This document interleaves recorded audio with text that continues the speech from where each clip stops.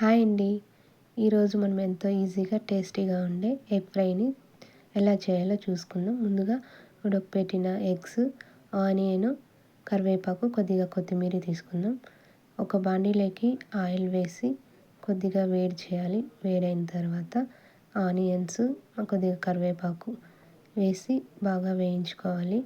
Golden brown కలర్లో వచ్చేదాకా వేయించుకొని అందులోకి కొంచెము పసుపు, అలానే కొంచెము సాల్ట్ వేసిన తర్వాత కొద్దిగా చిల్లీ పౌడర్ వేసి వేయించుకోవాలి. ఇవి కొంచెం వేగిన తర్వాత ఇప్పుడు కొద్దిగా మిరియాల పొడి కూడా వేసుకోవాలి. మిరియాల పొడి అనేది కొద్దిగా లేట్గా వేసుకోవాలని, ముందుగా వేసుకుంటే మాడిపోతుంది, ఘాటు ఎక్కువగా వచ్చేస్తుంది.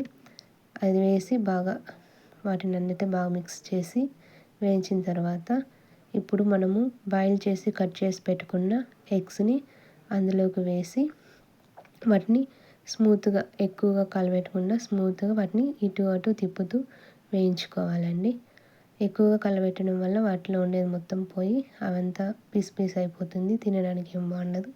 సో కాబట్టి మెల్లిగా స్మూత్గా వాటిని కలబెట్టుకొని తిప్పి చివరిగా మనము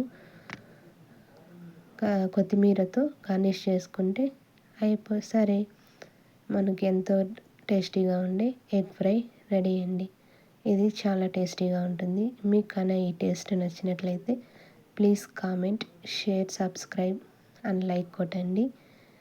ఇప్పుడు ఎంతో రుచికరమైన ఎగ్ ఫ్రైని మనం రైస్లోకైనా తినచ్చు, సైడ్ డిష్గా అయినా కూడా తినచ్చండి.